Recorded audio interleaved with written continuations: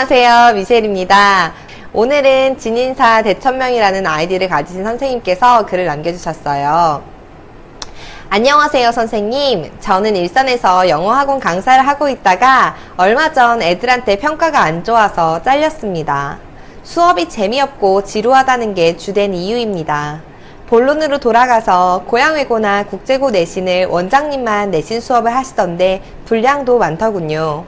강사로 살아남기 위해서 그리고 개인적인 발전을 위해서 고양외고나 국제고 수업은 못하게 되더라도 수업을 할 수 있는 실력을 키우고 싶습니다. 그래서 조언을 얻고자 합니다. 조언이나 공부할 내용이나 기타 등등 부탁드립니다. 글 읽어주셔서 감사합니다. 라고 남겨주셨어요. 제가 항상 이 질문 글을 읽다 보면 본인이 쓰신 그 글에 답이 있다라는 생각이 항상 들거든요. 그래서 그 글에 비추어 봤을 때 일단 고양외고나 국제고를 가르칠 수 있는 실력이 없다. 그리고 수업이 재미없고 지루하다. 그러면 이제 어떻게 해야 할까요? 여기에 답이 있지 않을까요? 수업을 지루하지 않고 재미있게 만들고 고양외고나 국제고 아이들을 가르칠 실력을 키우셔야겠죠.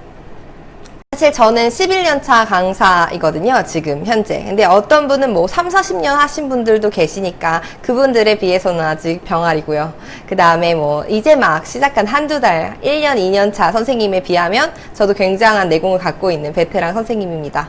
또 처음부터 고양외고나 국제고 아이들을 가르친 건 아닐 거잖아요. 저에게도 병아리 시절이 있었고 또 그 과정에서 국제고나 고양외고 아이들은 제가 감히 가르칠 수 있을까 생각했던 시절도 있었고 또 막상 부딪혀 보니 고양외고나 국제고 학생들도 다른 학생들과 별반 다를 게 없구나 라고 생각이 들고 또 그런 상태가 아니더라도 내 자신이 그런 상태가 아니더라도 실력만큼 중요한 건 자신감인 것 같습니다. 저도 처음 고등 수업을 들어간 날이 있었어요. 이제 특목고 아이들이라고 해서 용인외고, 국제고, 고양외고 아이들을 이렇게 따로 분류해서 놓는 것이 아니라 이제 걔네들을 뭉뚱그려서 한 반에 넣어요. 외고반 이런 식으로. 그래서 외고를 들어가기 전에 하는 가르치는 부분도 있고 또 외고에 들어가서 잠깐 방학 때 올 때 그들이 필요한 뭐 탭스나 토플을 가르치는 그런 반들도 있었어요. 그럼 딱 들어가면 일단 분위기가 초등학교 중학교 애들하고도 다르고 일반고의 애들하고도 또 달라요. 왜냐면 너 어디 한번 해봐. 얼마나 잘하나 보자. 이런 눈빛이었거든요.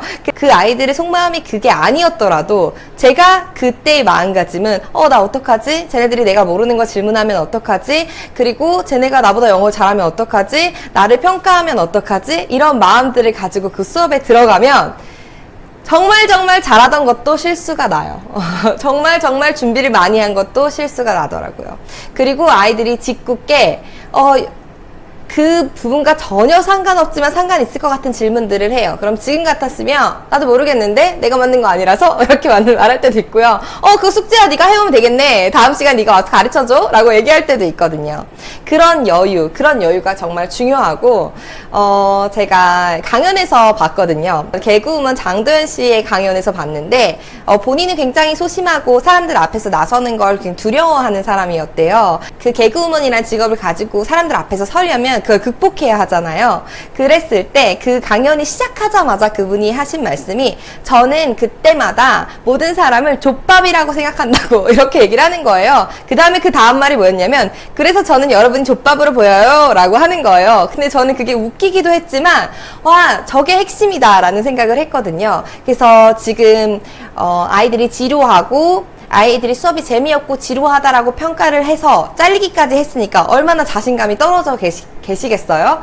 그런 것들을 일단 없다라고 생각을 하시는 게 가장 우선 급선무고요. 그렇다고 해서 내 실력이 없는데 자신감만 막 가득 차서 그렇게 해도 안 되지만 어쨌든 자신감은 항상 있어야 한다는 거. 그리고 이 아이들이 나보다 잘할지언정 이 아이들이 나보다 더 실력이 뛰어날지언정 나는 이 아이들의 선생님이기 때문에 이 아이들이 모르는 것 혹은 이 아이들이 요구하는 것을 내가 가르칠 수 있다. 그렇게 당당해질 수 있게 그 밸런스를 맞춰가는 거. 그게 지금부터 선생님이 하실 일인 것 같습니다.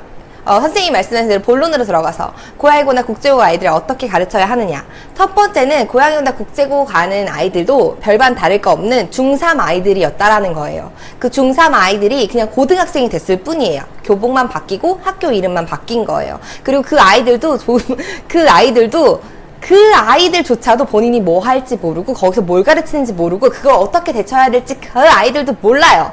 그런데 이 선생님마저 모르면 그런 선생님한테 이 아이들이 가진 않겠죠. 그래서 선생님이 최소한 그 아이들보다는 뭔가 많이 알고 계셔야 하니까 그 고양이고나 국제고에 대한 정보를 많이 검색을 해보시고 그 검색한 걸 정리하시고 그리고 그 학교에서 매년 쓰는 교재들을 연구하시고 그 교재들에서 내가 이 아이한테 얼마나 더 쉽게 얼마나 잘 다른 선생님보다 독보적이게 가르칠 수 있는 것이 무엇인지 발견하시고 공부하시면 됩니다. 그리고 전반적으로 그렇게 정리가 되려면 그걸 전부 다 훑어보셔야 돼요.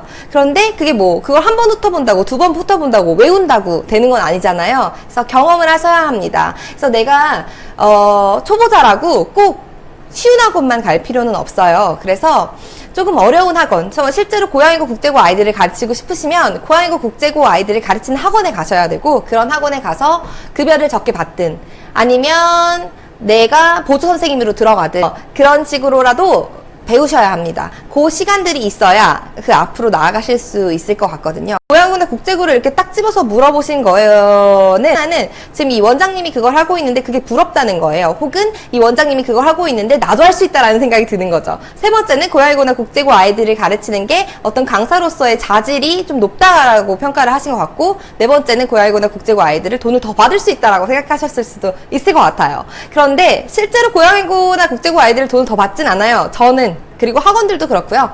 더 받진 않는데 더 할 게 많죠. 범위가 더 많고 의외로 그렇게 체계적이지 않아요. 그래서 힘들다고 하는 거죠. 그래서 경험이 있으신 분들이 그 학교를 맡게 되는 것 같아요. 저에게 질문하는 학생들은 고양이고나 국제고를 준비하는 중3 학생들, 고양이고나 국제고에 실제로 지금 다니고 있는 1, 2, 3학년 학생들, 그리고 이런 자녀분들을 가지신 학부모님들이 많이 질문을 해주세요. 그 질문에 대한 대답이나 그 질문에 대답을 하려고 제가 조사한 과정 같은 것들, 그런 것들을 정리해서 이제 유튜브에 올려드린 거니까 보시는 것도 도움이 되실 거라고 생각이 듭니다. 저의 답이 항상 정답은 아니지만 도움이 되셨길 바라면서 선생님 힘내시고 화이팅 하십시오. 꼭 고양이고 국제고 가르치시는 선생님이 되시길 응원합니다.